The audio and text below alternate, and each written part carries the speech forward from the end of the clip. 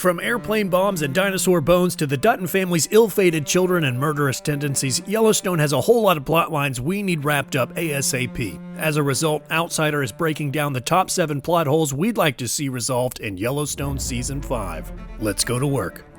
In Season 4, Market Equities construction found native bodies and artifacts on the land they're trying to develop into an airport and hotel resort. We even see a powerful flashback to 1883, where Tim McGraw's James Dutton is possibly meeting the native man buried there. Then it all just disappears from the plot entirely. This one's a real head-scratcher, and is in desperate need of closure. Later in Season 4, Casey's Broken Rock Vision quest paints a dark destiny for the Duttons. "I saw the end of us," Casey ominously reveals. Yet in the Season 5 premiere, Casey reveals he will get to choose the end for his family. How does a man choose the result of a premonition? This is, thankfully, one thread Yellowstone seems highly interested in answering with Season 5.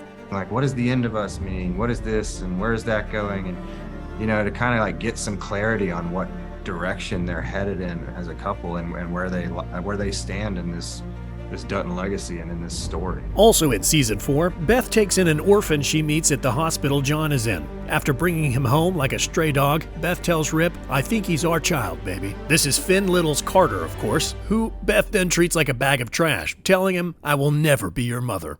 Are these three ever going to form a nuclear family? Or is Carter simply yesterday's news and a discarded plaything for Beth? Thankfully, actor Cole Hauser told us that Rip will at least be stepping up to the plate in Season 5. I would say probably with Carter, and being a little bit more of a father figure and somebody for him to look up to. And I think Taylor did a great job this year and, slowly kind of walking the dog when it comes to that relationship. So I'm excited for the audience to see that. And lest we forget, Jamie Dutton also has a son now. Would his baby boy ever inherit the last name Dutton after everything Jamie's been through? And will this child become part of the indigenous prophecy of 1883 that states the Duttons will lose their land to its native people once the 7th generation comes around? Jamie's baby is part of this 7th generation alongside Tate Dutton, so we need answers. When Outsider asked actor Wes Bentley ahead of Season 5, he had this to say. Yeah, that's a good question. I don't know. Interesting. I'll have to find out. Okay.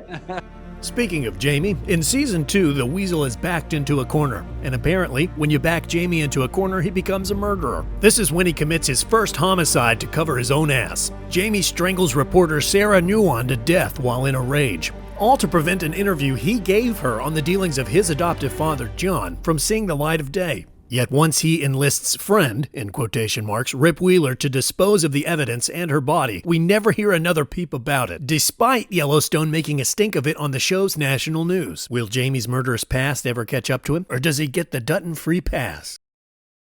Also in Season 2, Casey placed an armed bomb inside the engine of the Beck brothers' plane, yet we never see that explosion or the consequences thereof.